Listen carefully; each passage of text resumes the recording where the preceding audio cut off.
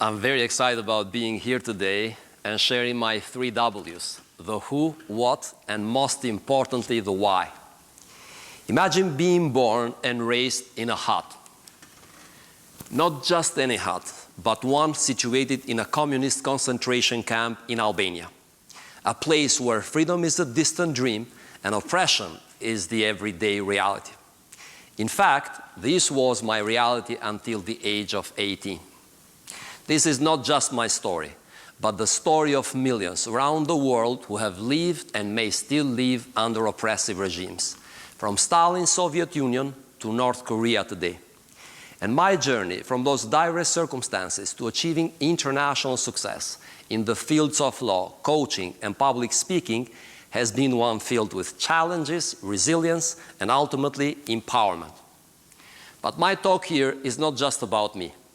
It's ultimately about human resilience and the power of mindset that can help anyone, anywhere in the world, rise above setbacks, hardship, and adversity. You see, when I was 2 years old, my father was sent for the second time in his life to the most notorious Albanian political prison, Burrel prison, where he remained for 16 years until communism fell. During the communist dictatorship, my family endured unimaginable hardships, with my grandfather being executed without trial and the rest of my family spending generations in various communist concentration camps, from 1945 to 1991.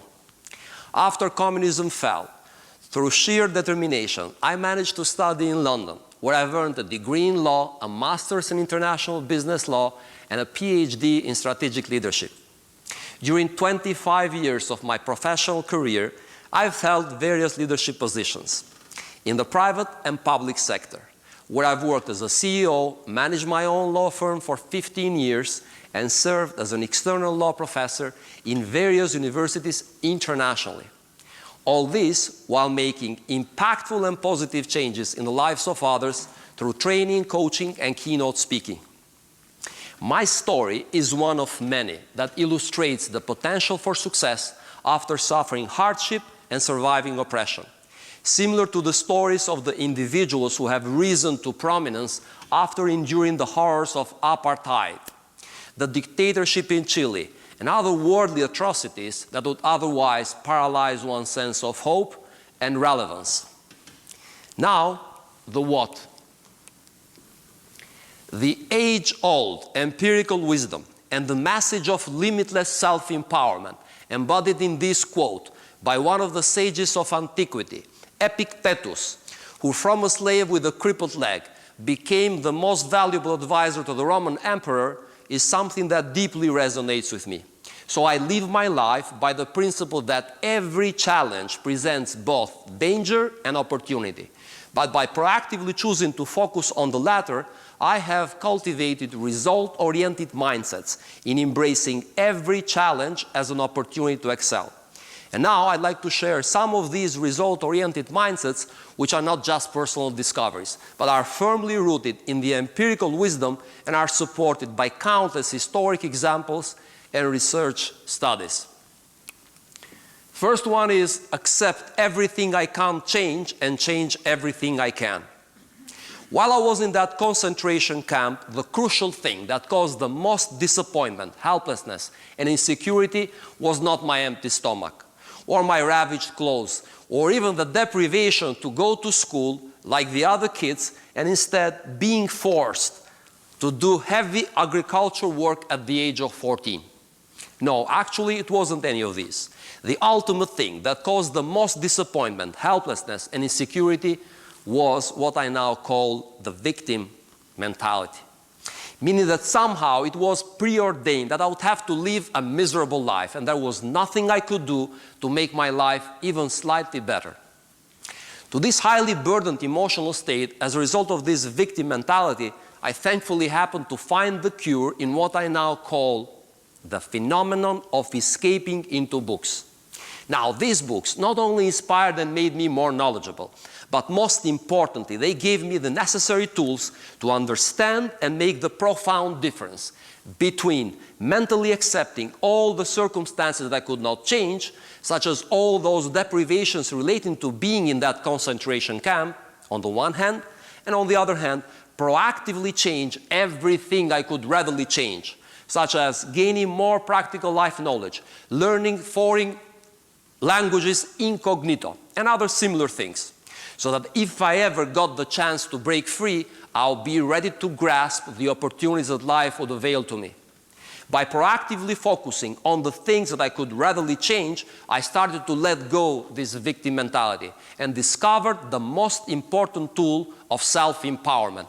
Mentally accept everything I can't change and proactively change everything I can. Numerous research studies conducted by famous researchers like Martin Seligman, Mandura, and Viktor Frankl, among others, have concluded that focusing on controllable factors and then proactively choosing to act on such controllable factors can significantly improve mental health and resilience. This self-empowering mindset is also echoed by leaders like Nelson Mandela, who turned his imprisonment into an opportunity for personal growth and later on national transformation. Another one of these mindsets is forgive, but don't forget. This quote by Anne Lamott deeply resonates with a self-empowering message coming out of a story that I'd like to share here. Sometime in the fall of 1992, a Swedish journalist interviewed my father, and I was assisting my father with the English translation. After some questions of a general nature, the journalist was showing special interest in the concrete sufferings and punishments that my father had experienced during his 26 years of political imprisonment and 20 years of exile. Now, what's worth pointing out is the surprise of the Swedish journalist, who did not hold back when at the end of the interview he asked my father, "Mr. Kola, how is it possible that a man like you, who has passed through the 9 circles of hell, to have this inner peace so admirable that I cannot discern any sign of hatred, anger, resentment, or malice in you?" My father smiled and gave him an answer that took my breath away. And that's exactly what I'd like to share with you today. So he started by saying, "Well, this may be simple to explain, although it has not been easy at all to cultivate. You see, years ago, during my time in prison, I was just a hurricane of hatred and anger. I hated so deeply and I was furious with anger at everything that the communist dictatorship represented and everyone representing the dictatorship.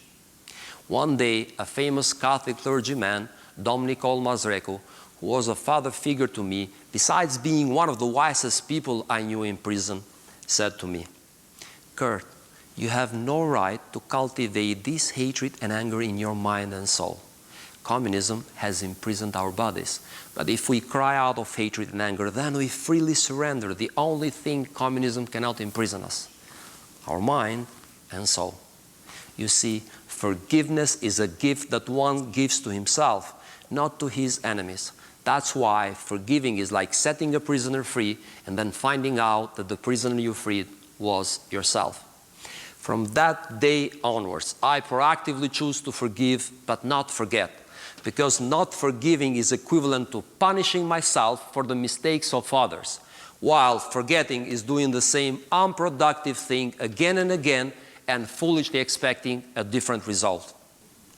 The self-empowering message coming out of my father's story deeply resonates with both empirical wisdom and the research studies regarding the multitude of mental and physical health benefits that are associated with forgiveness. On the other hand, numerous research studies conducted by famous researchers like Dr. Frederick Luskin have concluded that forgiveness plays a significant role in mental and physical well-being. However, not forgetting is equally just as important, as history shows us time and time again the dangers of repeating past mistakes when they are forgotten. That's why this balance between forgiveness and remembrance is key to both personal and collective progress. Now, my favorite one is Amor Fati. This quote by Marcus Aurelius embodies the mindset of Amor Fati. Amor fati has its roots in Stoic philosophy and practices. This mindset has been embraced by many cultures throughout history as a means of cultivating resilience. Modern psychology, as supported by numerous research studies on gratitude, mindfulness, and post-traumatic growth, fully aligns with the mindset of Amor fati. Now I'd like to share why I cherish this mindset a bit more than the others. A few years ago, during a family visit to Plug, in that concentration camp I was born and grew up, I intended to teach my children the mindset of gratitude and thankfulness so that they don't take for granted everything good that they currently have in their life. However, precisely on that visit, I ended up learning from my daughter, at that time only 7 years old, the application of Amor fati with the circumstances of my life during the dictatorship. And the episode was this. My daughter, noticing my obvious negativity in relation to the place where we were, says to me in a tone of voice that was as loving as it was critical, "Daddy, if I were you, I would love Plug, because Plug would be part of my life, and I want to love every part of my life." As at that moment when I heard that brilliant childish advice, and now that I'm sharing this story, if I could choose to live for myself between the circumstances of my life during the dictatorship and the current circumstances of my children's life now in democracy, guess what? Of course, always and every single time I'll choose to live the circumstances of my children's life. But as we all know, no one can choose the circumstances of life. What we can choose is what we will do with the circumstances that life throws at us. From that perspective, if it wasn't for my life circumstances in that concentration camp Plug, I would not have the same appreciation I now have for my freedom, my education, and all materialistic and non-materialistic things I now enjoy in democracy. Today, Plug for me represents not only my inner peace in the spiritual acceptance of the past, but since that time, every time I return to Plug, I experience Amor fati, which means being grateful for everything that has happened in my life, because while the good experiences give me joy, the bad experiences always carry with them the potential for growth in my personality and strengthening my character. Fourth and final one is every failure is a stepping stone to success. Children have a lesson adults should learn. Don't be ashamed of failing, but to get up and try again. Most of us adults are so afraid, so cautious, so safe, and therefore so shrinking, rigid and afraid. That's why so many of us fail. According to a recent World Bank study, in full alignment with the message embodied in this quote by Malcolm X, 90% of Americans listed fear of failure as the #1 factor in not taking the decision to engage in a business activity they wish to undertake or they feel they have a talent for. Whereas this famous quote by Michael Jordan embodies the age-old empirical wisdom that failure can be a precursor to success. This is supported by countless historic examples. Prominent figures like Abraham Lincoln, Thomas Edison, Mahatma Gandhi, Albert Einstein, Van Gogh, the Wright brothers, Walt Disney, Steve Jobs, to name just a few, have encountered numerous setbacks and failed badly before achieving greatness. Sometimes failure in one front may turn out to be a blessing in disguise because it can open the door to new opportunities. And now I'd like to share not just the biggest failure I've experienced in my life, but also the reason why that was a blessing in disguise. I remember that I was, since my early childhood, all eyes and ears to everything that had to do with political developments in Albania and abroad.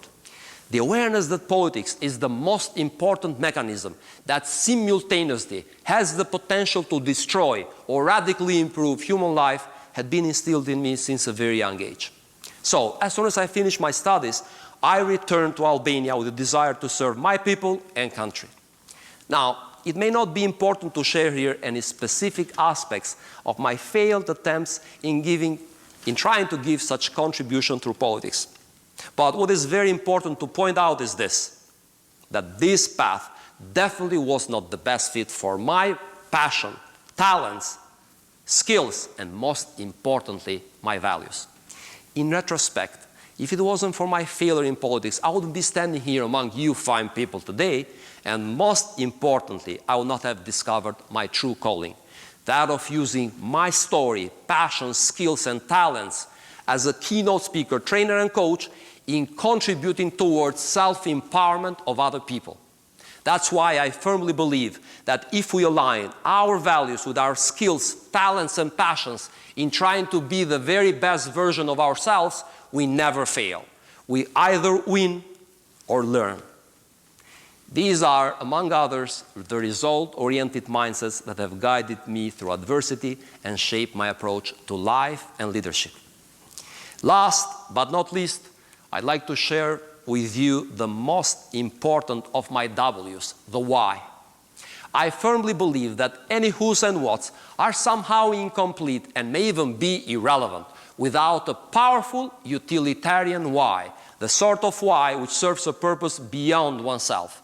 That's the crucial reason my why is about much more than personal success.